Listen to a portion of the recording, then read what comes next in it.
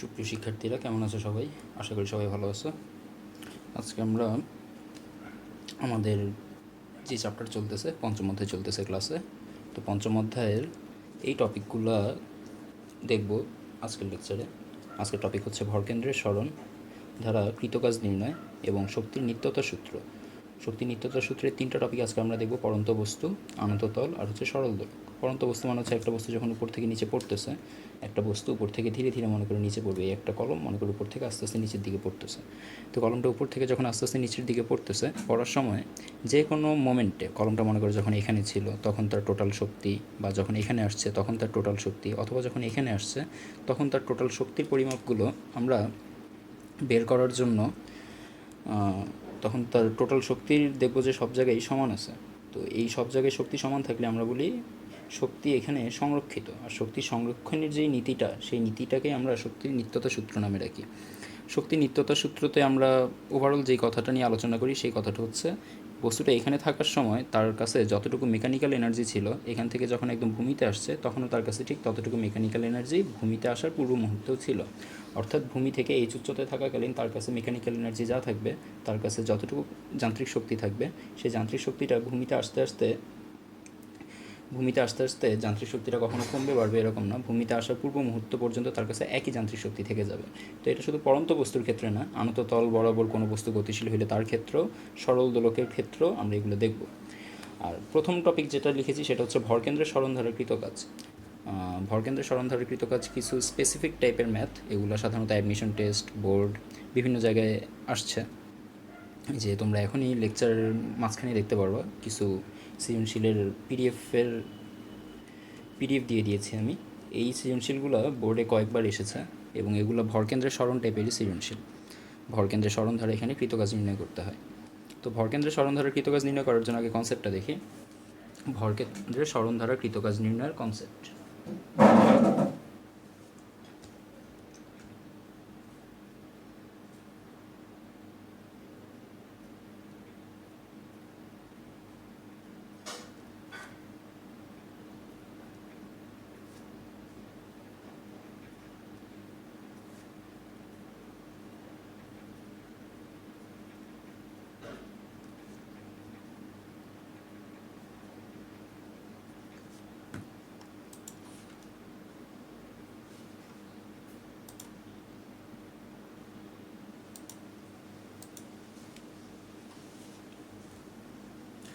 ভরকেন্দ্রের সরণ ধারা কৃতকাজের কনসেপ্ট। তো এই কনসেপ্টটার জন্য সবার প্রথমে আমরা ধরে নিলাম যে মনে করো আমাদের কাছে এরকম একটা মনে করি এটা হচ্ছে গ্রাউন্ডের উপর আমরা ধরে নিলাম যে একটা ইট রাখা আছে। এই কোশ্চেনটা তোমরা বিভিন্ন সলিউশন বুকে, বিভিন্ন কোশ্চেন ব্যাংকে, অ্যাডমিশন টেস্টের কোশ্চেন ব্যাংক, বিভিন্ন কোশ্চেন ব্যাংকের ছাড়াও টেস্ট পেপার অথবা বইতেও দেখবা এই কোশ্চেনটা আছে। মনে করো একটা ইটকে প্রথমে আমি তার কী বলে এটাকে, একটা ইটকে প্রথমে তার, দেখো ইটকে কয়ভাবে রাখা যেতে পারে। মনে করি এটা হচ্ছে একটা ইটকে কয়ভাবে রাখা যেতে পারে। ইটের এই জায়গাটার কথা যদি আমরা বলি, এই জায়গাটায় ইটের একটা প্রস্থ থাকবে। এই যে এই লাইনটা বরাবর ইটের প্রস্থ কাজ করে এবং এই লাইন বরাবর ইটের উচ্চতা বলি, ইটের উচ্চতা কাজ করে এই লাইন বরাবর। এই যে এই লাইন বরাবর ইটের উচ্চতা কাজ করে, এই লাইন বরাবর ইটের উচ্চতা কাজ করে এবং এই লাইন বরাবর কাজ করে ইটের প্রস্থ। আবার এই লাইন বরাবর হচ্ছে ইটের দৈর্ঘ্যটা থাকে। তো মনে করো এটা যদি একটা ইটকে আমি যদি সারফেসের উপর রাখি, যখন আমি সারফেসের উপর ইটটাকে রাখতেছি, তখন এই সারফেসের উপর থাকাকালীন সময় ইটটা মাটিতে থাকাকালীন সময় কোন সারফেসের উপর সে থাকতেছে দেখো এদিকে একটা সারফেস আছে প্রস্থ, এদিকে একটা সারফেস আছে দৈর্ঘ্য। তাহলে দৈর্ঘ্য আর প্রস্থের সারফেসটার উপর তাকে যখন রাখতেছি, তখন ইটটা ভূমি থেকে কতটুকু উপরে উঠতেছে, ইটটা ভূমি থেকে এই উচ্চতা পরিমাণ উপরে থাকবে। আবার যদি আমি ইটটাকে এই সারফেসটার উপরে রাখি, তাহলে সে কোন সারফেসের উপর এখন আছে, ইটটা এখন কোন সারফেসের উপর আছে, ইটটা এখন আছে এই যে ইটের, এটা হচ্ছে দৈর্ঘ্য আর এটা হচ্ছে উচ্চতা। দৈর্ঘ্য আর উচ্চতা মিলে যে সারফেসটা গঠন করছে, ইটের দৈর্ঘ্য আর উচ্চতা মিলে ইটের যে সারফেসটা গঠিত হয়েছে, সেই দৈর্ঘ্য আর প্রস্থের সারফেসের উপর ইটটাকে যখন আমরা রাখবো, তখন ইটের দৈর্ঘ্য আর উচ্চতা, সরি এটা হচ্ছে দৈর্ঘ্য আর এটা হচ্ছে উচ্চতা। দৈর্ঘ্য আর উচ্চতার উপর যখন আমরা ইটটাকে দাঁড় করিয়ে রাখবো তখন ভূমি থেকে ইটটা কতটুকু উপরে আছে, ভূমি থেকে ইটটা ইটের প্রস্থ সমান উপরে আছে, মানে ইটের এখন যে হাইটটা দেখা যাচ্ছে, এই যে ইটটাকে এখন রাখলে তার যে হাইটটা দেখা যাচ্ছে, এই হাইটটা এখন তার ভূমি থেকে এই জায়গাটা পর্যন্ত তার প্রস্থকে রিপ্রেজেন্ট করতেছে। আবার ইটটাকে যখন আমরা এইভাবে রাখবো তখন সে তার দৈর্ঘ্য বরাবর একটা হাইটে দণ্ডায়মান আছে। তো ইটকে বা কোনো একটা বস্তুকে আমরা কোন সারফেসের উপর রাখতেছি ওইটার উপর ডিপেন্ড করে তার এক এক রকম হাইট আসবে। তাকে যখন আমরা দৈর্ঘ্য আর প্রস্থের সারফেসে রাখতেছি তখন এটাকে দেখতে সবচেয়ে কম হাইটের মনে হচ্ছে এখন, কারণ এটার উচ্চতাটা কম এই জন্য। আবার কিছু কিছুর উচ্চতা একটু বেশি থাকবে। আবার ইটটাকে যখন আমি দৈর্ঘ্য আর উচ্চতা সারফেসে রাখতেছি তখন তার প্রস্থটা তার হাইট দেখাচ্ছে। আবার ইটকে যখন আমি প্রস্থ আর উচ্চতা সারফেসে রাখতেছি তখন দৈর্ঘ্যটা তার হাইট দেখাচ্ছে। এই হচ্ছে আর কি ব্যাপারটা। তো এই ইটটাকে এখন যখন রাখছি তখন সে কোন সারফেসের উপর আছে, আমরা যদি 3D ভাবে বোঝার চেষ্টা করি তখন ইটটা আছে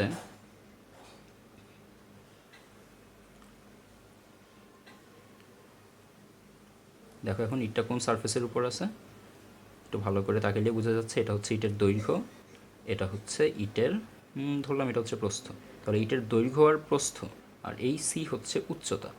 এ বি সি তিনটা মাত্রা নিয়ে নিলাম আমরা। এ মাত্রাটা হচ্ছে দৈর্ঘ্য, বি মাত্রাটা হচ্ছে ইটের প্রস্থ এবং সি মাত্রাটা হচ্ছে ইটের উচ্চতা।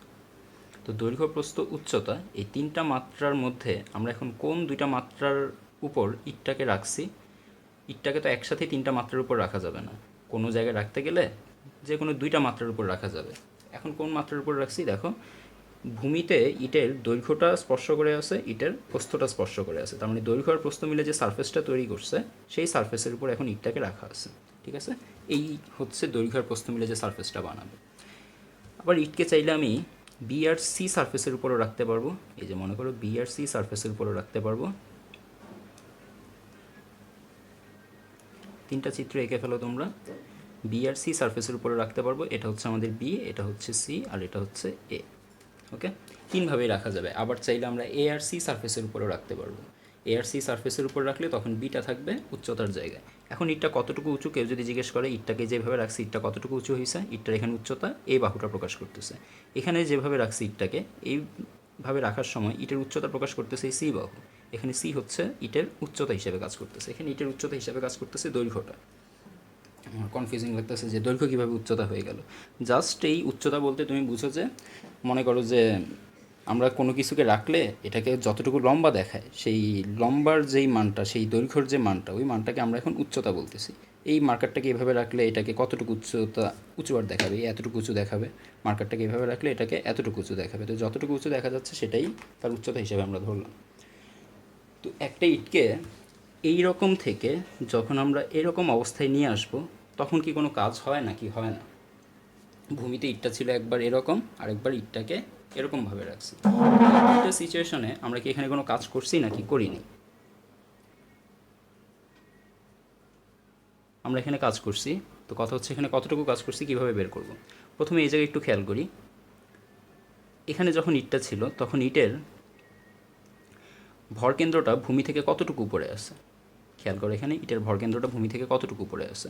যেহেতু ইটের টোটাল উচ্চতা হচ্ছে এখানে বি, ভরকেন্দ্রটা তাহলে ইটের ভরকেন্দ্রটা ঠিক মাঝখানে থাকবে, ইটের ভিতরের কোনো একটা জায়গায়। যে ইটের ভিতরে, এটা থ্রি ডি চিত্রের বক্সটার ভিতরের একটা মাঝখানের বিন্দুতে আছে তার ভরকেন্দ্র। তো এই ভরকেন্দ্রটাকে আমি যখন ইটটাকে এরকম ভার্টিক্যালি রাখছি, ভার্টিক্যালি রাখার সময় তার ভরকেন্দ্রটা এখন ভূমি থেকে কতটুকু উপরে আছে। এই পুরো বাহুটা যদি বি হয়, ভরকেন্দ্রটা বি এর ঠিক মাঝামাঝিতে থাকবে, ঠিক না? এই ভরকেন্দ্রটা ঠিক কোন কোন জায়গায় আছে, বি এর ঠিক মাঝামাঝি, এর ঠিক মাঝামাঝি, সি এরও ঠিক মাঝামাঝি। সি এর এই জায়গা থেকে তুমি সি এর এই জায়গায় যাবা, ঠিক মাঝামাঝিতে গিয়ে এ বরাবর উপরে উঠবা, তারপরে তুমি পাবা। ঠিক আছে, তো এ বি সি তিনটা অক্ষ বরাবর গিয়ে তুমি ভরকেন্দ্রটা পাবা।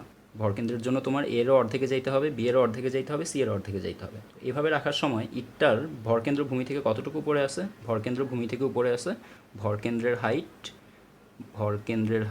Height of centre of mass equal to আসবে বি ডিভাইডেড বাই 2 এই সিচুয়েশনের জন্য। আর এই সিচুয়েশনের জন্য ইটের ভরকেন্দ্রের হাইট কতটুকু, এখানে ভরকেন্দ্রের হাইট হচ্ছে সি ডিভাইডেড বাই 2। তো দেখো এই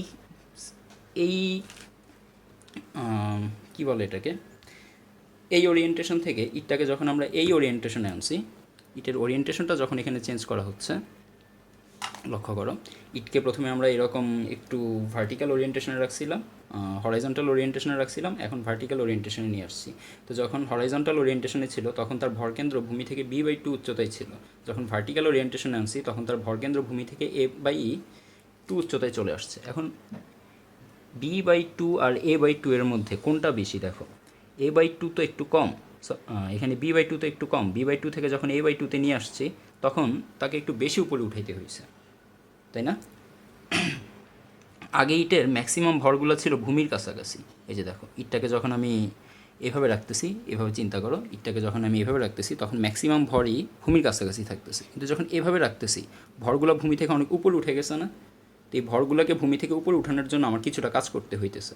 এই যে দেখো এখন সবগুলা ভর, দেখো অনেক ভর এখন এই পুরো সারফেসটা ভূমির সাথে কানেক্টেড আছে, এবং এই পুরো সারফেস সংলগ্ন যে অনুপরমাণুগুলো আছে সেগুলো ভূমির খুব কাছাকাছি আছে।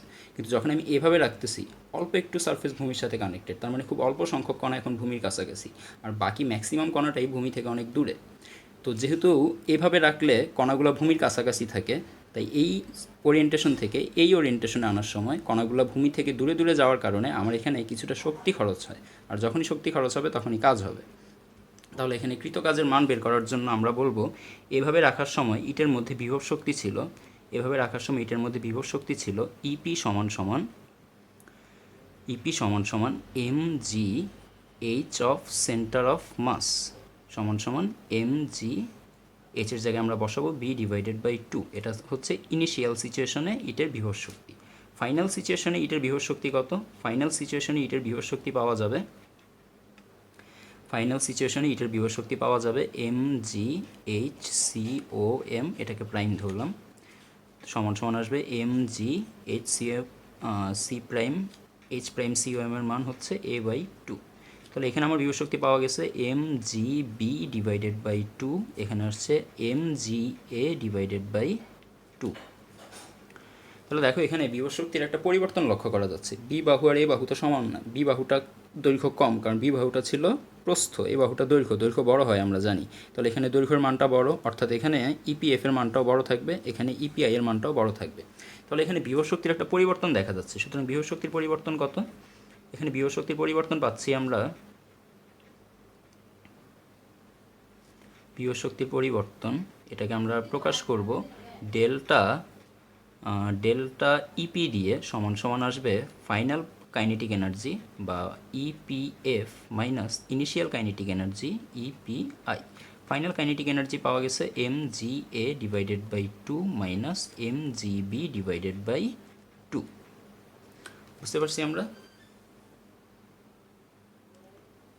বুঝতে পারছি আমরা কীভাবে এখানে বিভব শক্তির পরিবর্তনটা হচ্ছে। তো বিভব শক্তির পরিবর্তন যেটা, সেটাকেই বলে কৃতকাজ। এখন আমরা জানি বিভব শক্তির পরিবর্তন সমান, আমরা ক্লাসে এটা দেখাইছি অনেকবার, বিভব শক্তির এই পরিবর্তনটা ঘটানোর সময় তোমাকে অভিকর্ষ বলের বিরুদ্ধে কাজ করতে হয়েছে। তো বিভব শক্তির পরিবর্তনে আমরা সাধারণত লিখে থাকি বিভব শক্তির পরিবর্তন সমান সমান নেগেটিভ অফ কনজারভেটিভ ফোর্স দ্বারা কৃতকাজ। কনজারভেটিভ ফোর্স কীরকম? মনে করো বিভব শক্তির পরিবর্তন সমান সমান কনজারভেটিভ ফোর্স মানে হচ্ছে গ্র্যাভিটেশনাল ফোর্স অর্থাৎ ডব্লিউজি, সি দিয়ে বোঝাচ্ছে কনজারভেটিভ ফোর্স অর্থাৎ সংরক্ষণশীল বল, আর মহাকর্ষ বল একটা সংরক্ষণশীল বল। তাহলে এখানে স্পেসিফিকভাবে আমরা দেখাচ্ছি ডব্লিউজি। এই যে দেখো ইটটা যখন এইভাবে ছিল তখন নিচের দিকে অভিকর্ষজ ত্বরণ কাজ করতেছে এমজি, এভাবে যখন আসছে তখনও নিচের দিকে অভিকর্ষজ ত্বরণ কাজ করতেছে এমজি। উভয় ক্ষেত্রেই আমাকে এই সিচুয়েশন থেকে যখন এই সিচুয়েশনে আনছি আমি ইটটাকে, এইরকম সিচুয়েশন থেকে যখন এইরকম সিচুয়েশনে আনছি আমি ইটটাকে, বা এরকম ওরিয়েন্টেশন থেকে যখন এরকম ওরিয়েন্টেশনে আনছি ইটটাকে, তখন এই এমজির বিরুদ্ধে আমার কাজ করতে হয়েছে। প্রথমে এমজি এই সারফেসের সবগুলা কণাকে নিচের দিকে আকর্ষণ করে ধরে রাখছিল, পরে সেই আকর্ষণটাকে ভেঙে আমাকে এইভাবে আনতে হয়েছে। তো এমজির বিরুদ্ধে আমি একটা কাজ করছি। এমজির বিরুদ্ধে কাজ করার কারণে আমি যদি, যেহেতু কাজটা আমি করছি, এই কাজটা কার ধারা কৃতকাজ? এই কাজটা হচ্ছে মহাকর্ষ বল ধারা কৃতকাজ বা সংরক্ষণশীল বল ধারা কৃতকাজ। এখন আমি যদি আমার বল ধারা কৃতকাজ চাই, সুতরাং আমার বল ধারা কৃতকাজ বা বাহ্যিক বল ধারা কৃতকাজ, আমার বল মানেই হচ্ছে বাহ্যিক বল। তাহলে বাহ্যিক বল ধারা কৃতকাজ হবে বাহ্যিক বল ধারা কৃতকাজ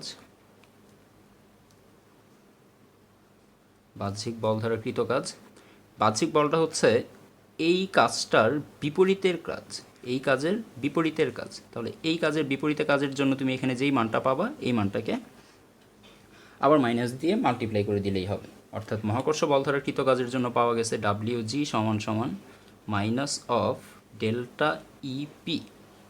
এই মাইনাসটার এই পাশে নিয়ে আসলাম। এবার বাহ্যিক বল দ্বারা কৃত কাজ, যেহেতু তুমি মহাকর্ষ বলের বিপরীতে কাজ করছো, মহাকর্ষ বল যে কাজটা করতেছে সেটাকে আমরা মাইনাস WC দিয়ে প্রকাশ করতেছি, তাহলে তুমি যে কাজটা করবা সেটাকে প্লাস WC দিয়ে প্রকাশ করতে হবে। ঠিক আছে? তো মাইনাস WC বা মাইনাস WG সমান সমান মাইনাস WG সমান সমান ছিল মাইনাস অফ ইপি। আমরা এই মাইনাসটাকে এ পাশে নিয়ে আসছি। ঠিক আছে? এটা হচ্ছে আগের ইকুয়েশন। তো পরে যেহেতু আমার বাহ্যিক বল দ্বারা কৃত কাজটা দেখতে হবে, সেহেতু এখানে আবার একটা মাইনাস দিয়ে গুণ দিয়ে দিব। আমার বাহ্যিক বল দ্বারা কৃত কাজ সমান সমান WG এর বিপরীত। এখানে লিখি এক্সটার্নাল ফোর্স বা আমার বাহ্যিক বল দ্বারা কৃত কাজ হবে কনজারভেটিভ ফোর্স যেটা আছে সেই কনজারভেটিভ ফোর্সের বিপরীতের সমান। আমার বাহ্যিক বল দ্বারা কৃত কাজ যেটা আসবে সেটা কনজারভেটিভ ফোর্স যেটা আছে সেই কনজারভেটিভ ফোর্সের বিপরীতের সমান। ব্যাপারটা কি বুঝছি? মনে করে এই হচ্ছে কনজারভেটিভ ফোর্স, নিচের দিকে একটা বস্তুকে টানতেছে। mg একটা কনজারভেটিভ ফোর্স, ওজন একটা সংরক্ষণশীল বল। তো ওজন বলটা একটা বস্তুকে নিচের দিকে টানতেছে। তো ওজন বলটা একটা বস্তুকে যখন নিচের দিকে টানতেছে তখন আমি ওজন বলের বিরুদ্ধে কাজ করে বস্তুটাকে ধীরে ধীরে ধীরে ধীরে উপরে নিয়ে যাচ্ছি। যদি আমি বস্তুটাকে সমবেগে উপরে নিয়ে যাই সেক্ষেত্রে এই ডাব্লিউ এক্সটার্নাল আর mg এই দুইটা পরস্পর সমান হবে। ডাব্লিউ এক্সটার্নাল আর mg বল ধারার কৃত কাজ মানে হচ্ছে WG, mg বল ধারার কৃত কাজ হচ্ছে WG। তো এই ডাব্লিউ এক্সটার্নাল বাহ্যিক বল ধারার কৃত কাজ এবং মহাকর্ষ বল ধারার কৃত কাজ এই দুইটা পরস্পর সমান কিন্তু বিপরীতমুখী থাকবে, এই জন্য এখানে একটা মাইনাস। তো এইভাবেও তুমি চিন্তা করতে পারো। তুমি মাইনাস WC বলতে কি জানো? তুমি মাইনাস WC বা বাহ্যিক সংরক্ষণশীল বল ধারার কৃত কাজের ঋণাত্মক রাশির জন্য তুমি জানো গতি বিভব শক্তির পরিবর্তন ইপি ডেল্টা অফ ইপি। তাহলে এখানে বাহ্যিক বল ধারার কৃত কাজ সমান সমান আসছে কত আসলো? ইপিএফ মাইনাস ইপিআই, অর্থাৎ একবারে mga/2। আমরা একবার mg2 কমন mg/2 কমন নিয়ে নিতে পারি। এখানে থাকবে mg/2, যদি কমন নেই তাহলে এখানে থাকবে a মাইনাস বি। তাহলে এই হচ্ছে আমার বাহ্যিক বল ধারা কৃত কাজ। এখানে আছে 2। ঠিক আছে? মহাকর্ষ বল সেটাকে নিচের দিকে নিয়ে রাখছিল। আমরা আগেই দেখছিলাম, এই সূত্রটা আগেই দেখছিলাম, মহাকর্ষ বল ধারা কৃত কাজের ঋণাত্মক রাশি বিভব শক্তির পরিবর্তনের সমান। ওকে? আবার একটু আগে আমরা এখানে দেখলাম আমি যখন কোনো একটা ইটকে এই অবস্থা থেকে ধীরে ধীরে এইভাবে নিয়ে যাব তখন মহাকর্ষ বল তো নিচের দিকে ইটটাকে আগে আকর্ষিত করে রাখতো। এই বেশি সারফেসটাকে মহাকর্ষ বল আগে নিচের দিকে আকর্ষণ করে আটকায় ধরে রাখছিল। তো ইটটাকে যখন আমি এরকম হরাইজন্টাল থেকে এরকম ভার্টিক্যাল করব তখন ইটের দেখো এখানে অনেকগুলা কণা একদম ভূমির সাথে আকর্ষিত হয়ে নিচের দিকে ছিল। তো এই কণাগুলোকে তো আমার উপরে উঠাইতে হয়েছে। উপরে উঠাইতে হয়েছে মানে হচ্ছে আমার মহাকর্ষ বলের বিরুদ্ধে, মহাকর্ষ বলটা নিচের দিকে আছে তার বিরুদ্ধে একটা কাজ করতে হয়েছে। আর ইটটাকে কি আমি কোনো গতিশক্তি দিছি? আমি কি অনেক জোরে ইটটাকে ঘুরায় নিয়ে গেছি? ইটটাকে ধীরে ধীরে ঘুরায় উপরে উঠেছি, এই জন্য ইটের মধ্যে কোনো গতিশক্তি আসে নাই। ইটের মধ্যে যেটা ছিল পুরোটাই ছিল বিভব শক্তি। তো যদি কোনো গতিশক্তি না আসে সেক্ষেত্রে আমরা বলতে পারি ইটের এদিকে যে কাজটা হয়েছে সেই কাজ আর এদিকে যে মহাকর্ষ বল ধারা যে কাজটা হয়েছে সেই কাজ, এই দুটোটা পরস্পর সমান থাকবে, পরস্পর সমান ও বিপরীতমুখী থাকবে। তো এদিকে মহাকর্ষ বল ধারার কৃত কাজ যেটা সেটাকে আমরা মাইনাস WC দিয়ে প্রকাশ করি। এজন্য আমরা বলতে পারি work done by external force equal to negative of work done by conservative force. Work done by external force equal to negative of work done by conservative force.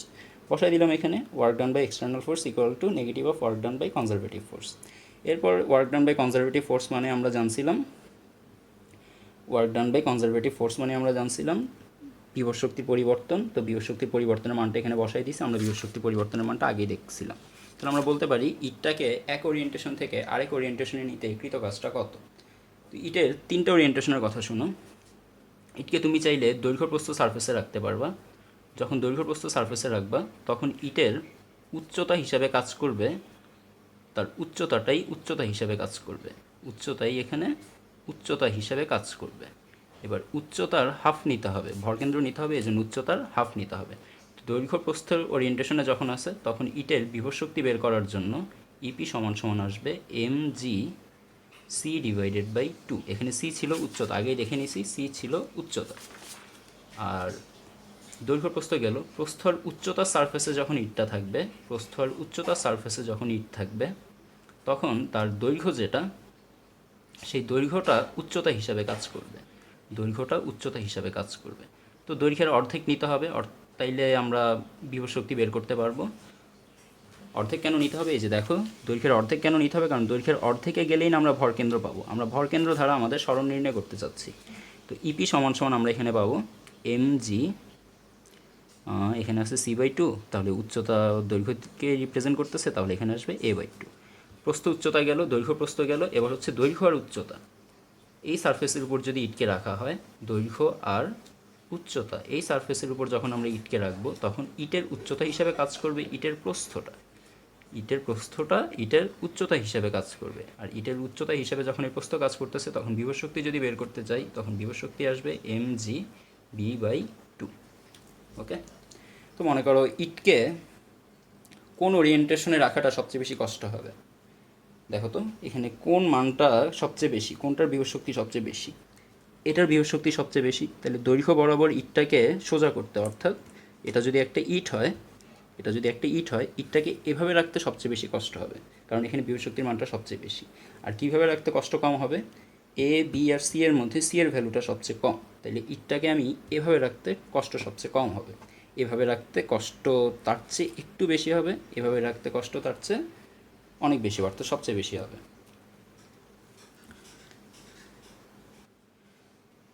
আশা করি বুঝতে পারছো। তো এবার যদি আমাদেরকে কেউ এরকম ভট্ট দিয়ে জিজ্ঞেস করে, মনে করি এখানে কোশ্চেন থাকতে পারে বইয়ে, 2 কেজি ভরের একটা ইটের, 2 কেজি ভরের একটা ইটের, একটি ইটের দৈর্ঘ্য প্রস্থ উচ্চতা, দৈর্ঘ্য 5 সেন্টিমিটার, প্রস্থ 3 সেন্টিমিটার, আর উচ্চতা হচ্ছে 2 সেন্টিমিটার। তো এরকম একটি ইটকে একবার এক এক ওরিয়েন্টেশনে রাখবো। কখনো দৈর্ঘ্য প্রস্থের ওরিয়েন্টেশনে রাখবো, অর্থাৎ এভাবে রাখবো। কখনো প্রস্থ আর উচ্চতার ওরিয়েন্টেশনে রাখবো, অর্থাৎ এভাবে রাখবো প্রস্থ আর উচ্চতার ওরিয়েন্টেশনে। আবার কখনো দৈর্ঘ্য আর উচ্চতার ওরিয়েন্টেশনে রাখবো। এই হচ্ছে দৈর্ঘ্য, এই হচ্ছে উচ্চতা, এটার ওরিয়েন্টেশনে রাখবো। কখনো এভাবে, কখনো এভাবে, কখনো এভাবে। তো ইটটাকে 2 কেজি ভরের একটি ইটের টুকরা এত, ইটটিকে স্বাভাবিক অবস্থা থেকে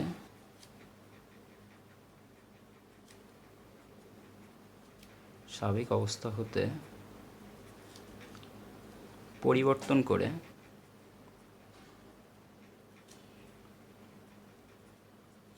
করে কিভাবে রাখলে সহজ হবে?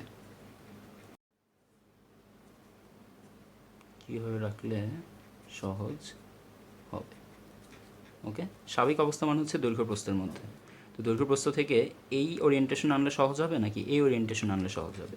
এই ওরিয়েন্টেশনে আনলে বিভব শক্তির পরিবর্তন হবে mg c/2 থেকে mg a/2। আর এইখান থেকে যদি এইখানে আনি, তাহলে এইখানে mg c/2 হতে পরিবর্তিত হবে mg b/2-তে। অর্থাৎ আগে থাকবে mg c/2-তে, এখান থেকে পরিবর্তিত হয়ে আসবে mg a/2-তে। এই ওরিয়েন্টেশনে রাখলে সহজ হবে নাকি mg c/2 থেকে mg b/2-তে আনতে সহজ হবে? কীভাবে রাখলে সহজ হবে? mg c/2 থেকে এখানে আনতে, দেখো এর ভ্যালু বেশি, এখানে আনতে বিভব শক্তি পরিবর্তন করতে হবে বেশি, তাহলে এখানে আনতে কষ্টটা একটু বেশি, যেহেতু পরিবর্তন বেশি বিভব শক্তি, তাই কষ্ট বেশি। আর এখানে c/2 থেকে b/2-তে আনতে এর চেয়ে b এর মান কম, তাই এখানে c/2 থেকে b/2-তে আনতে কষ্ট একটু কম হবে। তাহলে আমরা এই মানটা বের করব, আর এই মানটা বের করব। এই দুইটা মানের বিয়োগ করব, এই বড়টা থেকে এই মানের বিয়োগ করে দেখাবো যে এখানে বিভব শক্তির পরিবর্তন, আর এই বড় মান থেকে এই মানটা বিয়োগ করে দেখাবো এখানে বিভব শক্তির পরিবর্তন কত। যেখানে বিভব শক্তির পরিবর্তন বেশি, এখানে বিভব শক্তির পরিবর্তন যা হবে সেটাকে আমি বলবো বাহ্যিক বল দ্বারা কৃত কাজের সমান। এখানে বিভব শক্তির পরিবর্তন যা হবে সেটাকে আমি বলবো বাহ্যিক বল দ্বারা কৃত কাজের সমান। তোমরা শর্টকাটে বুঝো, যদি একদম ক্লিয়ার যদি ধারণাটা মাথার মধ্যে এখনও না আসে, ম্যাথ করতে থাকো, একসময় চলে আসবে। আপাতত এতটুকু মাথার মধ্যে রাখলেই তোমাদের ধীরে ধীরে এই ধারণাটা মাথার মধ্যে আসতে থাকবে যে বাহ্যিক বল দ্বারা কৃত কাজ সমান সমান এখানেও প্লাস, বাহ্যিক বল দ্বারা কৃত কাজ সমান সমান বিভব শক্তির পরিবর্তন।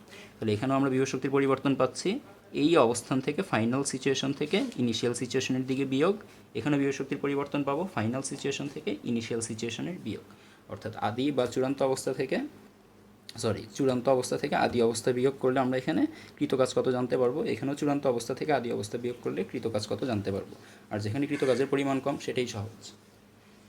তো এবার আমরা দেখব সেটা হচ্ছে অসংখ্য ইট বা অসংখ্য ব্লক যদি একটার উপর একটা রাখা হয় তাহলে কৃতকাজের পরিবর্তন কিভাবে নির্ণয় করতে হয়। তো এবার ভরকেন্দ্রের আরও কিছু প্রবলেম দেখি, আমরা আরও কিছু প্র্যাকটিস করি, প্রবলেম প্র্যাকটিস করি কিছু।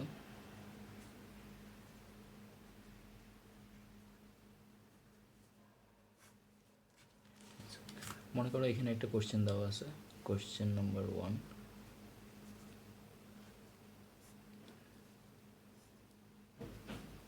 একটা ইট, এটা হচ্ছে নর্মালি রাখা আছে,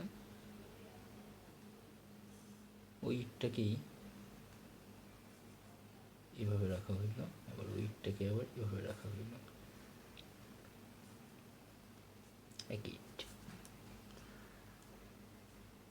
এটা একটু বড় ধরো, এটার একটু বড় ধরো,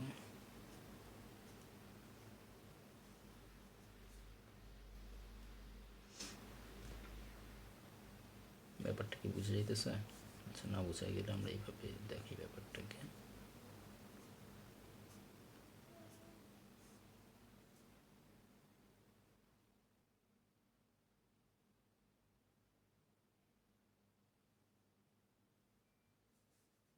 ঠিক আছে,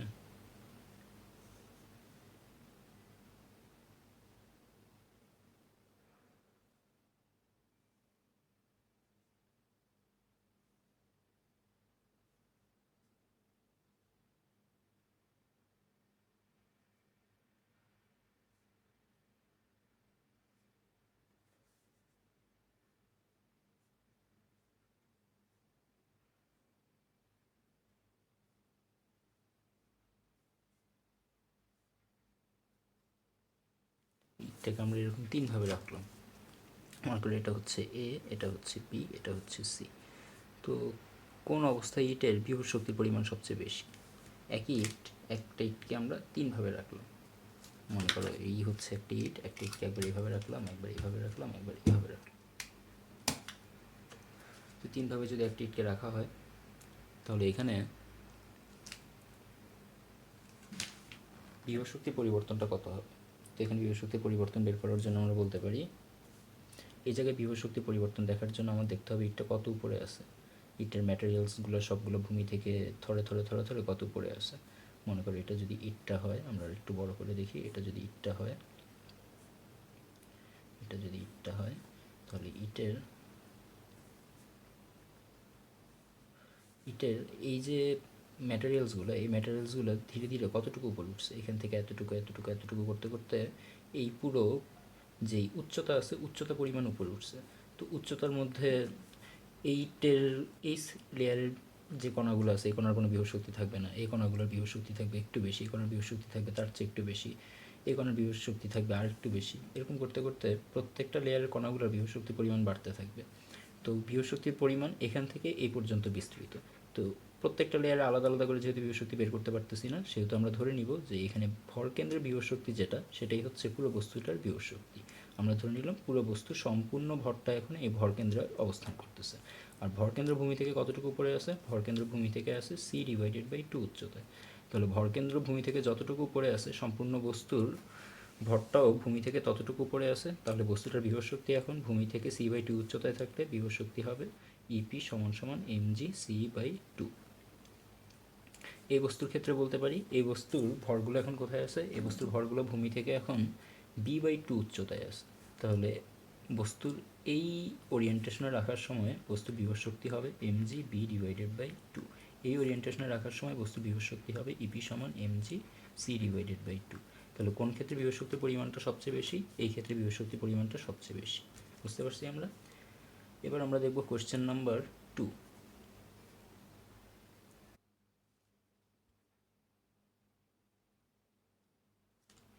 তো কোশ্চেন নাম্বার 2তে এখানে একটা তেলের ড্রাম আছে, তেলের ড্রামের উচ্চতা দেওয়া আছে 10 সেন্টিমিটার, ব্যাসার্ধ দেওয়া আছে 3 সেন্টিমিটার, বলছে এখানে ভর হচ্ছে m কেজি।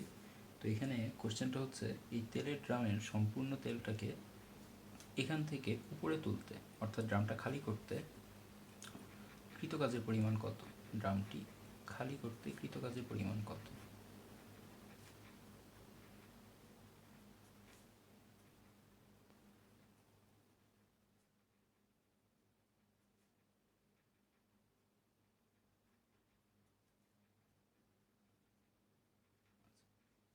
তো এখানে কৃতকাজের পরিমাণ বের করতে হলে আমাদের সবার প্রথম যে কাজটা করতে হবে সেটাই হচ্ছে, আমরা ধরে নিলাম এই ড্রামে যত তেল আছে এই তেলগুলা সবগুলো এরকম একটা বক্সের মতো ইমাজিন করে নিলাম। এবার বক্সের ভরকেন্দ্র কোথায় থাকবে, বক্সের ভরকেন্দ্র থাকবে বক্সের ঠিক মাঝামাঝি। আচ্ছা, তো এখানে এই বক্সের ভরকেন্দ্রের উচ্চতা কত আমরা একটু ধরে নিই। দেখা যাচ্ছে তেল বক্সের ঠিক অর্ধেক আছে, বাকি অর্ধেক খালি। তাহলে তেলের উচ্চতা কত, এই ড্রামের নিম্নতল থেকে এই পর্যন্ত তেলের উচ্চতাটা হচ্ছে 10 সেন্টিমিটার, অর্ধেক আছে এখানে তেল 5 সেন্টিমিটার, তাহলে 5 সেন্টিমিটারের অর্ধেক হচ্ছে তেলের ভরকেন্দ্রের উচ্চতা। তেলকে যে বাক্স হিসেবে কল্পনা করে নিছি সেই বাক্সটার উচ্চতা হচ্ছে টোটাল 5 সেন্টিমিটার। আর আমরা ভরকেন্দ্র পাচ্ছি তাহলে টোটাল ভূমি থেকে ভরকেন্দ্রের উচ্চতা HCOM সমান সমান 2.5 সেন্টিমিটার। তাহলে এখানে এই ভরকেন্দ্রটাকে ভূমি থেকে এখন ভরকেন্দ্রটা যে জায়গায় আছে সেই জায়গা থেকে আমরা সম্পূর্ণ তেলটাকে যদি সম্পূর্ণ বক্সটাকে যদি এই ড্রামের বাইরে নিয়ে আসি, এই হচ্ছে ড্রামের বাইরে নিয়ে আসলাম, ড্রামের বাইরে নিয়ে আসলাম, যখন ড্রামের বাইরে নিয়ে আসছি তখন তেলের ভরকেন্দ্রটা এই জায়গায় চলে আসছে। ঠিক আছে, তো একটু খেয়াল করো, সম্পূর্ণ বক্সটাকে যদি আমি এই জায়গায় আনি সেক্ষেত্রে ভরকেন্দ্রটা বাইরে চলে আসতেছে, ভরকেন্দ্রটা বাইরে চলে আসতেছে মানে সম্পূর্ণ ভরকেন্দ্র মানে কি, ভরকেন্দ্র মানে হচ্ছে তেলটা সম্পূর্ণ এই ড্রামে না থেকে, আমরা ধরে নিলাম ড্রামে যদি 5 কেজি তেল থাকে, এই 5 কেজি তেল এখন এই শুধু বিন্দুটাতে আছে, ভরকেন্দ্রের বিন্দুটাতে আছে, কারণ ভরকেন্দ্রে সমস্ত ভর সংরক্ষিত থাকে, এটা হচ্ছে ভরকেন্দ্রের কনসেপ্ট। তো ভরকেন্দ্রটাকে আমরা যদি এখান থেকে এই জায়গায় তুলে নিয়ে আসি সেক্ষেত্রে ভরকেন্দ্রটা ড্রাম থেকে, ড্রামের দেখো এই জায়গায় আনতে পারলে আমরা ড্রাম থেকে বের হয়ে আসতে পারতাম, ভরকেন্দ্রটাকে এখান থেকে এ পর্যন্ত আনতে পারলেই ভরকেন্দ্রটা ড্রাম থেকে বেরিয়ে আসছে, আর ভরকেন্দ্রটা ড্রাম থেকে বেরিয়ে আসা মানে হলো সমস্ত তেলগুলো ড্রাম থেকে বেরিয়ে আসছে। কিন্তু আমরা ভরকেন্দ্রটাকে এইখানে আনিনি, ভরকেন্দ্রটাকে এইখান থেকে আরও এতটুকু উচ্চতায় নিয়ে আসছি। এই উচ্চতার মান কত, এই উচ্চতার মান হচ্ছে এই পুরোটা যেহেতু 5 সেন্টিমিটার, তাহলে আমরা আরও 2.5 সেন্টিমিটার বেশি বাইরে নিয়ে আসছি। আমাদের শুধু বলছে ড্রামটা খালি করতে কৃতকাজের পরিমাণ কত, তাহলে আমাদের শুধু ভরকেন্দ্রটাকে এই জায়গা পর্যন্ত আনতে পারলেই হবে, অর্থাৎ চিত্রটা হবে তখন এই রকম, সমস্ত তেলগুলো আছে ভরকেন্দ্রের এই জায়গায়, এটা হচ্ছে ড্রাম থেকে 2.5 সেন্টিমিটার উঁচুতে। এইখান থেকে আমাদেরকে এবার ভরকেন্দ্রটাকে নিয়ে যেতে হবে ড্রামের এই খোলা মুখে, ড্রামের খোলা মুখে নিয়ে যাওয়া মানে সমস্ত তেলটাকে আমি এবার ড্রামের বাইরে নিয়ে আসলাম। এই বিন্দুটা, এই ভরকেন্দ্রের বিন্দুটা মানেই হচ্ছে সমস্ত তেলগুলা, এটা আমরা আপাতত কল্পনা করে নিলাম। তাহলে এখান থেকে এই পর্যন্ত আমি যদি সমস্ত তেলগুলোকে বাইর করে নিয়ে আসি, কতটুকু উচ্চতা পাড়ি দিতে হইলো আমার, দেখো পুরোটা ছিল 5 সেন্টিমিটার, এই পুরোটা ছিল 5 সেন্টিমিটার, এইখানে আমরা তেল আগেই দেখছি 2.5 সেন্টিমিটার উপরে ছিল, এখান থেকে আরও কতটুকু উপরে নিতে হয়েছে, পুরোটা 5 সেন্টিমিটার না, পুরোটা হচ্ছে 10 সেন্টিমিটার। এইখানে আছে কতটুকু, এখানে আছে 5 সেন্টিমিটার, তাহলে সম্পূর্ণ তেলটাকে 5 সেন্টিমিটার প্লাস 2.5, সরি, তাহলে এখানে আসছে 7.5 সেন্টিমিটার। তাহলে ভরকেন্দ্রটাকে এই বিন্দু থেকে এই বিন্দুতে নেওয়া মানে হচ্ছে আমি ভরকেন্দ্রটাকে 7.5 সেন্টিমিটার উপরে নিয়ে আসছি, আর 7.5 সেন্টিমিটার উপরে আনতে বিভব শক্তির পরিবর্তন কত হবে, এই বিন্দুতে বিভব শক্তি হচ্ছে ইপিআই, এই বিন্দুর বিভব শক্তি হচ্ছে ইপিআই সমান সমান mg 2.5, আর এই বিন্দুর বিভব শক্তি হচ্ছে ইপিএফ। ইপিএফ কীভাবে বের করব, ইপিএফ সমান সমান হচ্ছে mg, এই বিন্দুটা কতটুকু উপরে, মানে আমি এই বিন্দু থেকে এই বিন্দুতে কতটুকু উপরে আসলাম, 7.5 সেন্টিমিটার উপরে, তাহলে 7.5 সেন্টিমিটার। তাহলে আমার বিভব শক্তির পরিবর্তন কত? তাহলে আমার বিভব শক্তির পরিবর্তন হচ্ছে ডেল্টা অফ ইপি সমান সমান ইপিএফ মাইনাস ইপিআই। তাহলে ইপিএফ থেকে ইপিআই বাদ দেওয়া মানে হচ্ছে এমজি 7.5 মাইনাস 2.5। তাহলে 7.5 থেকে 2.5 গেলে কত থাকবে? 5 সেন্টিমিটার। অর্থাৎ আমি ভরকেন্দ্রটাকে 5 সেন্টিমিটার সরণ ঘটাইছি। ভরকেন্দ্রটাকে 5 সেন্টিমিটার সরণ ঘটাইছি। ভরকেন্দ্রটা আগে ছিল এই জায়গায়, তেল আগে ছিল এই জায়গায়, এখানে বিভব শক্তির আগে একটা মান ছিল, এই মান থেকে আমি বিভব শক্তির মানটা এই জায়গায় নিয়ে আসছি। বিভব শক্তির মানের তাহলে কতটুকু পরিবর্তন ঘটাইছি? বিভব শক্তির মানের পরিবর্তন ঘটাইছি এমজি 5 সেন্টিমিটার। এখন কথা হচ্ছে এম এর মান কীভাবে আসবে? এটা যেহেতু তেলের ড্রামটা একটু দেখা যাচ্ছে সিলিন্ড্রিক্যাল শেপের, এর ব্যাসার্ধ দিয়ে দিছে, এর উচ্চতা দিয়ে দিছে, তাহলে এখানে এই তেলের ড্রামের আয়তন বের করা যাবে। আর আয়তনের অর্ধেক পরিমাণ তেল আছে, তাহলে আয়তনের অর্ধেকের ঘনত্বের সাথে গুণ দিলেই এখানে ভর চলে আসবে। আমরা জানি ভর সমান সমান ঘনত্ব ইন্টু আয়তন। তাহলে আয়তন বের করার জন্য আমাদেরকে দেখতে পাচ্ছি এখানে তেলের ড্রামের অর্ধেক আয়তন, তাহলে হাফ অফ ড্রামস ভলিউম। তাহলে হাফ ইন্টু ড্রামের ভলিউম বের করার জন্য পাই আর স্কোয়ার এইচ, সেটাকে হাফ করে নিব। তাহলে একবারে আসতেছে pi rho r square h divided by 2। তো এই মানটা এখানে বসাই দিলাম, pi rho r square h divided by 2 5 centimetre. ব্যাস, এবার এটা ক্যালকুলেট করলে আমাদের কৃতকাজের পরিমাণটা চলে আসবে। কৃতকাজের পরিমাণ কত চাইছি, কৃতকাজের পরিমাণটা চলে আসবে। এখন কথা হচ্ছে এই জায়গায় আনা মানে কি সব পানিকে নিয়ে আসা? এটা একটু ডিটেলসে বুঝে নেই। এই জায়গায় আনা মানে সব তেলকে নিয়ে আসা কি না। দেখো ভরকেন্দ্রটা এখান থেকে যখন এই জায়গায় আসছে, তখন এই বক্সটা এখান থেকে এই রকম পজিশনে চলে আসছে। আর এই রকম পজিশনে চলে আসা মানে আমরা এইখানে এই তেলের বক্সের বাকি অর্ধেক যেই অংশটা আছে, এই অংশটাকে ড্রাম থেকে h/2 উচ্চতায় নিয়ে আসছি, তাই না? এই তেলের ড্রামের উচ্চতাকে ধরে নিলাম আমরা h, এটার মান হচ্ছে 2.5 সেন্টিমিটার। সরি, এটার ভ্যালু হচ্ছে h সমান সমান 5 সেন্টিমিটার। তো 5 সেন্টিমিটারের ড্রামের এই তেলের বক্সটাকে, যেটাকে আমরা ইমাজিন করে নিয়েছিলাম একটা বক্স হিসাবে, এই বক্সটাকে আমরা এখান থেকে যখন এখানে আনছি, তখন এই ভরকেন্দ্রটা এই জায়গায় আসা মানে সম্পূর্ণ বক্সটা এইরকম একটা সিচুয়েশনে চলে আসে। আর সম্পূর্ণ বক্সটা এরকম সিচুয়েশনে চলে আসা মানে হচ্ছে তেলের ড্রামের বাকি অর্ধেক তেল ড্রামের খোলা মুখ থেকে h/2 উচ্চতায় আসা। এখন এই অর্ধেক অংশকে তো আমার ড্রামের বাইরে থেকে h/2 উচ্চতায় আনতে বলে নেই, বলছে সমস্ত তেলটাকে জাস্ট ড্রাম থেকে এই খোলা মুখে আনতে। এই যে সারফেসটা আছে, সমস্ত তেলটাকে জাস্ট এই সারফেসের মধ্যে আনতে। এই সারফেস পর্যন্ত আনা মানে হচ্ছে ড্রাম থেকে বের করে নিয়ে আসা। তাহলে সারফেস পর্যন্ত আনতে গিয়ে আমি এই অংশটাকে একটু এক্সট্রা নিয়ে ফেলছি, আর এই অংশটার দিকে তাকাও, এই অংশটাকে একটু কম নেওয়া হয়েছে না? এই অংশটাকে এখনও ড্রাম থেকে বেরিয়ে আসতে পারেনি, কিন্তু এই অংশটা, উপরের অর্ধেক অংশটা আনতে গিয়ে h/2 অংশ এক্সট্রা আনতে গিয়ে আমি কিছু এক্সট্রা কাজ করছি।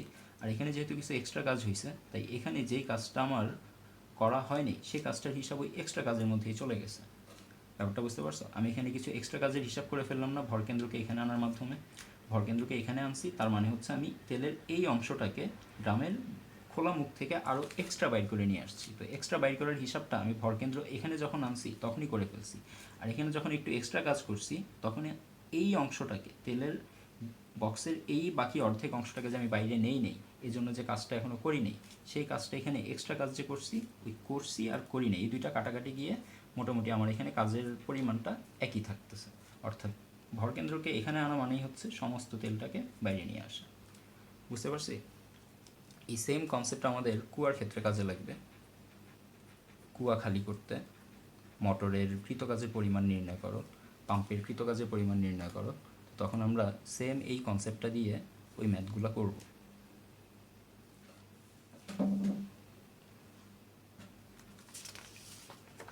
আচ্ছা, এবার আমরা ভরকেন্দ্রের সরণধারের কৃতকাজের আরেকটা প্রবলেম দেখি, কোয়েশ্চেন নাম্বার 3। মনে করো এখানে অনেকগুলো ব্লক আছে, এটা হচ্ছে একটা ব্লক, এটা মনে করো আরেকটা ব্লক, এটা মনে করো আরেকটা ব্লক। এখানে মাঝখানে একটু গ্যাপ রাখছি যাতে বোঝা যায় প্রত্যেকটা ব্লক এখানে আলাদা। তো এরকম মনে করো অনেকগুলো ব্লক আছে, আমার কাছে n সংখ্যক ব্লক আছে। প্রত্যেকটা ব্লকের ভর সমান, প্রত্যেকের ভর এখানে m। এখানে জিজ্ঞেস করছে কি আমাকে এই m ভরের ব্লকগুলার যে উচ্চতা, এগুলা ঘনক আকৃতির ব্লক, আমরা বলে দিলাম ঘনক আকৃতির ব্লক। তাহলে ঘনক আকৃতির এই ব্লকগুলার প্রত্যেক বাহুই সমান থাকবে। এই ব্লকের প্রত্যেকটা বাহু, দৈর্ঘ্য প্রস্থ উচ্চতা তিনটা বাহুই সমান থাকবে ঘনক আকৃতির ব্লক হওয়ার কারণে। তো এর দৈর্ঘ্য প্রস্থ উচ্চতা সবগুলোকে আমরা ধরে নিলাম এ। এর দৈর্ঘ্য প্রস্থ উচ্চতা যাই আছে, ঘনক আকৃতি ব্লক হওয়ার কারণে এর দৈর্ঘ্য প্রস্থ উচ্চতা বা এক বাহুর দৈর্ঘ্য আমরা ধরে নিলাম এ। এটা হচ্ছে এক বাহুর দৈর্ঘ্য।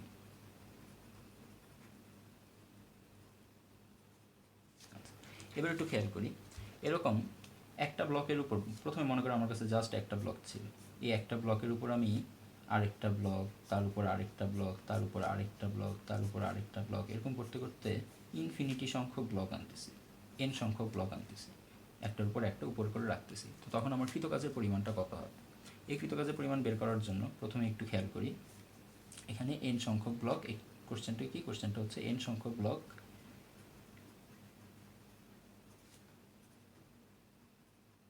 একটির উপর একটি সাজিয়ে রাখতে কৃতকাজের পরিমাণ কত?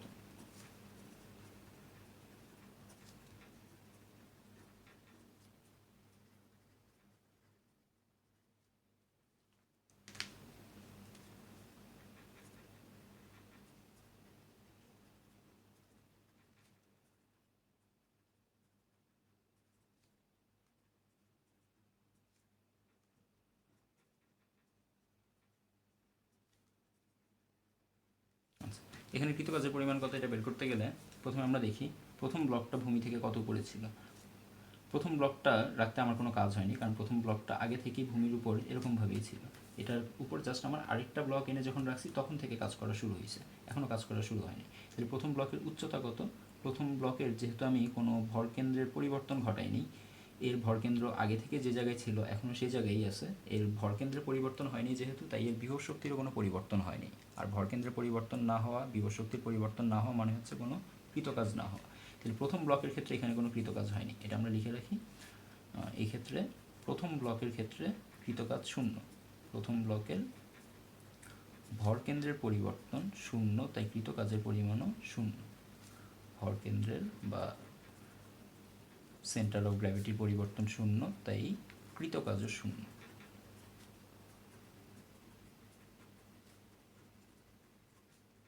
আচ্ছা, তাহলে এবার দ্বিতীয় ক্ষেত্রে, মানে দ্বিতীয় বক্সটা আনার ক্ষেত্রে আমি দ্বিতীয় বক্সটাকে কতটুকু উপরে আনলাম? দেখো, দ্বিতীয় বক্সটাকে আমি কতটুকু উপরে আনছি? দ্বিতীয় বক্সটার এই পয়েন্টটাকে আমি ভূমি থেকে এইচ পরিমাণ উপরে আনছি, আর এই পয়েন্টটাকে আমি ভূমি থেকে 2h পরিমাণ উপরে আনছি। তো আলটিমেটলি আমার এখানে এই বক্সটাকে যখন উপরে উঠেছি তখন কতটুকু উপরে উঠাইতে হয়েছে, কতটুকু ব্লকটাকে আমি উপরে উঠেছি সেটা একটু হিসাব করি। দেখো, এই বক্সের প্রত্যেকটা কণা কিন্তু আমি আলাদা আলাদা করে উঠাইনি, সম্পূর্ণ বক্সটাকে একসাথে উঠেছি। এখন সম্পূর্ণ বক্সটাকে যখন একসাথে উপরে উঠাইতেছি তখন এই লেয়ারটা যতটুকু উপরে উঠতেছে, বক্সের এই লেয়ারের অনুপরমাণুগুলো তার চেয়ে একটু বেশি উপরে উঠতেছে। তো আমি যখন ব্লকটাকে উপরে উঠাচ্ছি তখন আমি ব্লকের যে হিসাব করতেছি কৃতকাজের বা বিভব শক্তির পরিমাণের, সেই বিভব শক্তির পরিমাণের হিসাবের সময় উচ্চতা যেটা ধরতেছি সেটা আমি এই লেয়ারেরও ধরতেছি না, এই লেয়ারেরও ধরতেছি না, আমি ধরতেছি জাস্ট একটা উচ্চতা। আমি দুইটা উচ্চতা ধরে তার বিভব শক্তি পরিবর্তন করতেছি না। তাহলে আমি এখানে কোন উচ্চতাটা ধরবো? এই উচ্চতা দিয়ে তার বিভব শক্তি পরিবর্তন বের করবো না, এই উচ্চতা দিয়ে বিভব শক্তি পরিবর্তন বের করবো। ব্লকের ভরকেন্দ্রটা আছে এই জায়গায় দ্বিতীয় ব্লকের। এখন দ্বিতীয় ব্লকের ভরকেন্দ্রটা কতটুকু উপরে উঠছে ভূমি থেকে এটা একটু হিসাব করি। দ্বিতীয় ব্লকের ভরকেন্দ্র প্রথম থেকেই তো এই জায়গায় ছিল, তাই না? এবার দ্বিতীয় ব্লকের ভরকেন্দ্রটাকে আমি এইখান থেকে, দ্বিতীয় ব্লকের ভরকেন্দ্র ভূমি থেকে কতটুকু পড়েছিল? ব্লকের এক বাহুর দৈর্ঘ্য ধরে নিছি এ, তাহলে এই পুরা বাহুর দৈর্ঘ্য হচ্ছে এ। দ্বিতীয় ব্লকের ভরকেন্দ্র ভূমি থেকে আগে থেকেই a/2 উচ্চতায় ছিল। এবার a/2 উচ্চতা থেকে আমি আর কতটুকু উপরে উঠেছি? এই পয়েন্টটা থেকে আমি এই পয়েন্টটা পর্যন্ত উঠেছি, এই পয়েন্টটা পর্যন্ত উঠেছি। তাহলে এই পয়েন্ট থেকে এই পয়েন্ট পর্যন্ত উঠানো মানে আমি কতটুকু উচ্চতা বাড়িয়ে দিলাম একটু খেয়াল করো। অর্থাৎ দুইটা ভরকেন্দ্রের মধ্যে, এই ভরকেন্দ্র আর এই ভরকেন্দ্র সিমিলার, এটা হচ্ছে প্রথম বস্তু বা প্রথম ব্লক, এটা হচ্ছে দ্বিতীয় বস্তু বা দ্বিতীয় ব্লক। তো প্রথম ব্লকের ভরকেন্দ্র থেকে দ্বিতীয় ব্লকের ভরকেন্দ্রের মধ্যবর্তী উচ্চতাটা কত একটু হিসাব করে বলো তো। এখানেও একটা a/2 আছে, এখানেও একটা a/2 আছে, এটা একটা a/2, এটা একটা a/2, আবার এখানেও এতটুকু হচ্ছে a/2, উপর থেকে ভরকেন্দ্র পর্যন্ত a/2, আবার এখানেও নিচ থেকে এই পর্যন্ত হচ্ছে a/2। তাহলে এবার বলো এই ভরকেন্দ্র থেকে এই ভরকেন্দ্রের দূরত্ব কত? a/2 প্লাস a/2, এই এতটুকু দূরত্ব প্লাস এতটুকু দূরত্ব, দুইটা মিলে একবারে আসছে a/2 মিলে, এখানে এ থেকে এখানের দূরত্ব a/2 প্লাস a/2 সমান সমান এ। তাহলে আমি দ্বিতীয় বস্তুটাকে যখন উপরে তুলছি তখন অ্যাকচুয়ালি আমার ভরকেন্দ্রের সরণ হয়েছে এ। এবার তৃতীয় ব্লকটাকে যখন আমি উপরে তুলব, খেয়াল করো, তৃতীয় ব্লকটাকে যখন উপরে তুলব, তৃতীয় ব্লকটার ভরকেন্দ্র আগে থেকে ভূমি থেকে a/2 উচ্চতায় আছে। এবার যখন আমি তৃতীয় ব্লকটাকে এখানে নিয়ে আসলাম তখন সে ভূমি হতে কতটুকু উপরে আসছে, তার ভরকেন্দ্রটা আছে এখন এই জায়গায়। এবার এই ভরকেন্দ্রটা ভূমি থেকে টোটাল কতটুকু উচ্চতায় আছে আমরা একটু হিসাব করি। আচ্ছা, তো এটা গেল সেকেন্ড ব্লকে উঠানোর ক্ষেত্রে। এবার থার্ড ব্লকে যখন উপরে উঠানো শুরু করলাম, থার্ড ব্লক আগে থেকেই, থার্ড ব্লকের সমস্ত ভরকে আমরা ধরে নিতে পারি এই সেন্টার অফ মাসে আছে, ভরকেন্দ্রে আছে। তো ভরকেন্দ্রের থেকে আমি মানে ভরকেন্দ্রের এই হাইটটা থেকে এবার থার্ড ব্লকে আমি কতটুকু উপরে উঠাইলাম, থার্ড ব্লকের উচ্চতা হিসাব করি। এ হচ্ছে থার্ড ব্লকের ভরকেন্দ্র। তাহলে ভূমি থেকে এই থার্ড ব্লকের উচ্চতাটা কত? ভূমি থেকে এই থার্ড ব্লকের উচ্চতা হচ্ছে, খেয়াল করো, এইখান থেকে এই পর্যন্ত হচ্ছে একটা এ। তাহলে এখান থেকে এই পর্যন্ত একটা ভরকেন্দ্র থেকে আরেকটা ভরকেন্দ্র একটু আগে আমরা দেখতে পাইছি দূরত্ব হচ্ছে এ, এই ভরকেন্দ্র থেকে এই ভরকেন্দ্র এ, তাহলে এই ভরকেন্দ্র থেকে এই ভরকেন্দ্র হবে এ। তাহলে একদম ভূমিতে যখন রাখতেছি ব্লকটাকে, তখন ভূমিতে রাখা অবস্থায় ভরকেন্দ্রটা থেকে তৃতীয় ব্লকটাকে যেখানে রাখছি সেইখানের ভরকেন্দ্রের মধ্যবর্তী দূরত্ব পাচ্ছি আমরা 2a। এরকম করে আমরা বলতে পারি আমরা যখন ফোর্থ ব্লকটাকে এনে এই জায়গায় রাখবো, ফোর্থ ব্লককে এই জায়গায় রাখার সময় ফোর্থ ব্লকের ভরকেন্দ্রটা সরণ ঘটাবো কতটুকু, ফোর্থ ব্লকের ভরকেন্দ্রের সরণ ঘটাবো আমরা, লেখার মধ্যে লিখলাম বুঝে নিও, ফোর্থ ব্লকের ভরকেন্দ্র সরণ ঘটাবো আমরা 3a। তাহলে আমরা দেখতে পারতেছি আমাদের এই চারটা ব্লকের জন্য হিসাবগুলো এরকম আসছে। প্রথম ব্লকের ক্ষেত্রে কৃতকাজ, প্রথম ব্লকের ক্ষেত্রে কৃতকাজ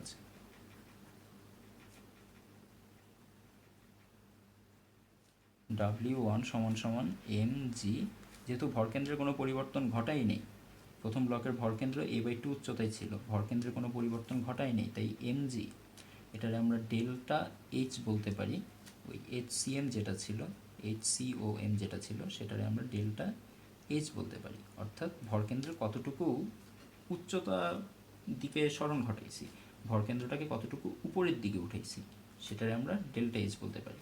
তো প্রথম ব্লকের ক্ষেত্রে তো ভরকেন্দ্রের কোনো পরিবর্তন ঘটায়নি, কারণ প্রথম ব্লকটা যে জায়গায় ছিল সেই জায়গায় রেখে আমরা একটার উপর আরেকটা ব্লক এনে রাখতেছিলাম, এই জন্য প্রথম ব্লকের উচ্চতার পরিবর্তন শূন্য। তৃতীয় ব্লকের ক্ষেত্রে কৃতকাজের জন্য W1 সমান সমান W2 সমান সমান, দ্বিতীয় ব্লকেরও ভর সেম, আর যদি ভর সেম না হয় সেক্ষেত্রে আমরা m1 m2 ব্যবহার করতে পারি, যেহেতু এখানে ভর সেম তাই m1 m2 ব্যবহার করার দরকার নেই, mg ডেল্টা h2, ঠিক আছে। তৃতীয় ব্লকের ভরকেন্দ্রের জন্য কৃতকাজ W3 সমান সমান mg ডেল্টা h3, এরকম করে ফোর্থ ব্লকের জন্য লিখতে পারি।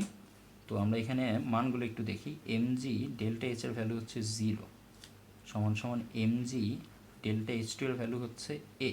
এই যে দ্বিতীয় ব্লকটাকে, এই ব্লকটাকে ভূমি থেকে এই জায়গায় আনার সময় ভরকেন্দ্রের সরণ ঘটাইছিলাম আমরা কতটুকু, ভরকেন্দ্রের সরণ ঘটাইছি এই ভরকেন্দ্রটাকে এই পয়েন্ট থেকে এই পয়েন্টে নেওয়ার সময় ভরকেন্দ্রের সরণ ঘটাইছি আমরা এ, তাহলে এখানে আসবে mg a। তৃতীয় ব্লকটাকে নেওয়ার সময় ভরকেন্দ্রের সরণ ঘটাইছি আমরা 2a, তাহলে mg ইন্টু 2a। এরকম করে চতুর্থ ব্লকটার সময় আমরা ভরকেন্দ্রের সরণ ঘটাইছি mg 3a। আচ্ছা, এগুলো হচ্ছে ভরকেন্দ্রের সরণ। এখানে ভরকেন্দ্রের সরণ শূন্য, এখানে ভরকেন্দ্রের কোনো সরণ হয়নি, ভরকেন্দ্রের সরণ হয়নি।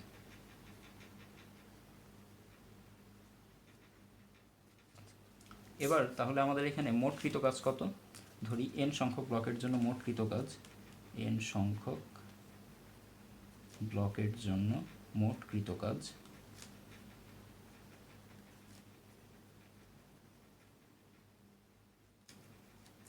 মোট কৃতকাজ W net work done equal to W1 plus W2 plus W3 plus dot dot dot dot dot WN। এবার একটু খেয়াল করি, W1 এর জন্য আসছিল mg, সবার মধ্যে mg আছে, দেখো mg আছে, mg আছে, mg আছে, mg আছে, তো W1 প্লাস W2 W3 এরকম সবগুলোর মধ্যে একটা করে mg থাকবে। mgগুলোকে কমন নিয়ে নিলাম, বাকি আছে delta H1, delta H2, delta H3, delta H4। Delta H এর ভ্যালু হচ্ছে 0, H1 এর ভ্যালু হচ্ছে 0, ডেল্টা H2 এর ভ্যালু হচ্ছে a, ডেল্টা H3 এর ভ্যালু হচ্ছে 2a, ডেল্টা H4 এর ভ্যালু হচ্ছে 3a। এরকম করে প্লাস চলতে থাকবে কত পর্যন্ত চলবে? n সংখ্যক পর্যন্ত চলতে থাকবে, অনবরত চলতে থাকবে। তো এখানে n সংখ্যক এ পর্যন্ত চলতে থাকবে। তো এখানে আমাদেরকে এখন বের করতে হবে যে এই যে রাশিটা, এই যে পথটা আসছে আমাদের কাছে, একটা সমান্তর ধারা আসছে, একটা সিরিজ আসছে, এই সিরিজটার সমষ্টি কত? n সংখ্যক ব্লকের মোট কৃতকাজ বের করতেছি, তাহলে একটা সমষ্টি লাগবে। এখন এই সিরিজটার সমষ্টি লাগবে। এখন এই সিরিজটার দিকে তাকালে দেখতে পাচ্ছি এটা হচ্ছে একটা ক্রমিক সংখ্যার সিরিজ। এই যে 0 1 2 3 4 5 এরকম করে ক্রমিক সংখ্যার সিরিজ পাওয়া যাচ্ছে। এখন ক্রমিক সংখ্যার 0 1 2 3 4 এরকম করে করে n সংখ্যক ক্রমিক সংখ্যার সমষ্টি কত?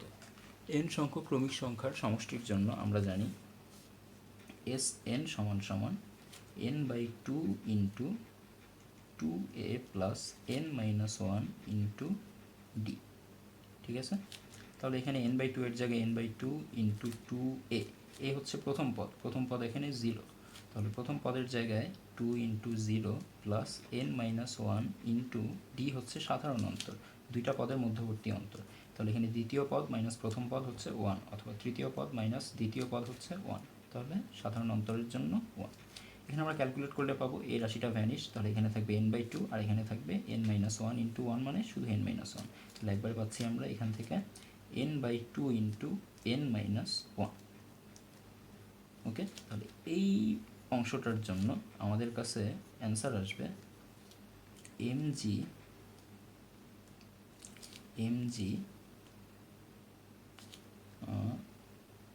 এ, এখানে n সংখ্যক এ বুঝাচ্ছি আমরা। ঠিক আছে, পাশে তো একটা এ আছে, আমরা তো শুধু সংখ্যাগুলোকে নিয়ে গেছি, তাই না? এখানে পাশে একটা এ আছে না সবগুলোর কাছে, এ হচ্ছে উচ্চতা, তাহলে এই উচ্চতা সহ আসবে ইন্টু এ ইন্টু n/2 ইন্টু n-1। ঠিক আছে, এই যে পাশে আমরা শুধু এই শূন্যের জন্য 0 নিয়েছিলাম, এর জন্য নিয়েছিলাম হচ্ছে 1a, 2 এর জন্য নিয়েছিলাম শুধু 2, 3 এর জন্য নিয়েছিলাম শুধু 3, এখান থেকে 1a ধরছি, 1 নিছি, এখান থেকে এরপরে 4 নিছি। তো প্রত্যেকটার মধ্যে তো এ ছিল, এটা যদি আমরা বাইরে উচ্চতা হিসেবে আলাদা করে নেই, তাহলে mg ইন্টু প্রত্যেকটা ইটের যে উচ্চতা, সেই উচ্চতা ইন্টু n/2 ইন্টু n-1 করলেই আমরা কতগুলো ইট উঠাইতে হবে সেটার কৃতকাজ পেয়ে যাব। যেমন মনে করো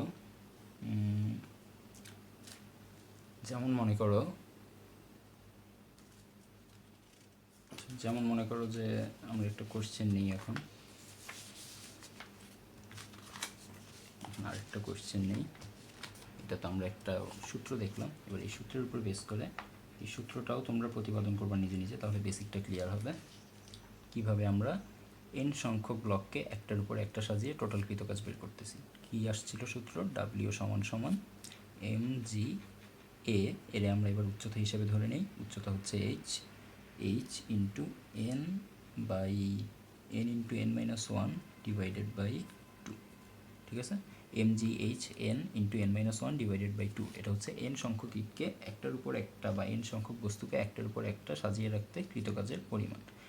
তখন অবশ্যই ধরে নিতে হবে যে প্রত্যেকটার উচ্চতা সমান। প্রত্যেকটার উচ্চতা যদি ডিফারেন্ট হয় সেক্ষেত্রে আমাদের এই সিরিজটা থেকে কাজ করে নিতে হবে। ঠিক আছে, এই সিরিজটা থেকে আমাদের দেখে নিতে হবে সিরিজটা কোন টাইপের সিরিজ, ওই টাইপের সিরিজের সমষ্টি বের করে নিতে হবে। তো এবার আমরা একটা কোয়েশ্চেন দেখি। মনে করো আমাদের কাছে এই m ভরের 10টা ব্লক আছে,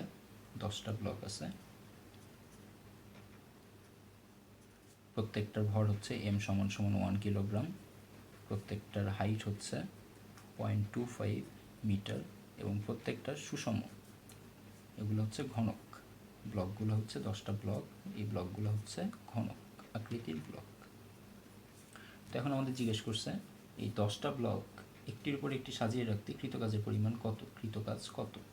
10টা ব্লক একটার উপর একটা সাজিয়ে রাখতে, এখানে আরেকটা রাখবো, তার উপর আরেকটা রাখবো, এর উপর আরেকটা রাখবো, এরকম একটার উপর একটা ব্লক সাজিয়ে রাখতে কৃতকাজের পরিমাণ কত। তাহলে আমরা একবারে লিখতে পারি কৃতকাজের জন্য ডাব্লিউ সমান সমান M G H into n/n-1 divided by 2। M এর ভ্যালু 1, জি এর ভ্যালু 9.8, এইচ এর ভ্যালু 0.25, এন হচ্ছে 10টা ব্লক ইন্টু 10-1 ডিভাইডেড বাই 2। ঠিক আছে, এবার এটা ক্যালকুলেশন করো, ক্যালকুলেশন করলে যেটা আসে সেটাই আমাদের অ্যান্সার। তাহলে এখানে আসতেছে 1 into 9.8 into 0.25 into 10 into 10-1 divided by 2, 110.25, 110.250। বুঝতে পারছি? আচ্ছা, এখানে এই কী ছিল আরেকবার দেখে নিই। এখানে এই কী ছিল, এই ছিল প্রত্যেকটা ব্লকের এক বাহুর দৈর্ঘ্য, প্রত্যেকটা ব্লকের এক বাহুর দৈর্ঘ্য। যে এখানে একটু দেখি, ঘনকাকৃতির ব্লক আমরা ধরে নিয়েছিলাম এক বাহুর দৈর্ঘ্য হচ্ছে, ঘনকাকৃতির ব্লকের এক বাহুর দৈর্ঘ্য হচ্ছে এ। আমরা ধরে নিয়েছিলাম ঘনকাকৃতির ব্লকের এক বাহুর দৈর্ঘ্য ছিল এ। ঠিক আছে, আশা করি তোমরা এই টাইপের কোশ্চেন আসলে পারবা। এবার এই ভিডিওটা বড় হয়ে গেছে, আমরা সেকেন্ড যে টপিকটা আছে এখানে ভরকেন্দ্রের সরণের পরে সেকেন্ড যে টপিকটা আছে শক্তির নিত্যতা, সেটা আমরা এই লেকচারের সেকেন্ড পার্টে আপলোড দেব। ঠিক আছে, তো আজকে এই পর্যন্তই। সবাই ভালো থেকো, সুস্থ থেকো, দেখা হবে আমাদের পার্ট 2-তে। আল্লাহ হাফেজ।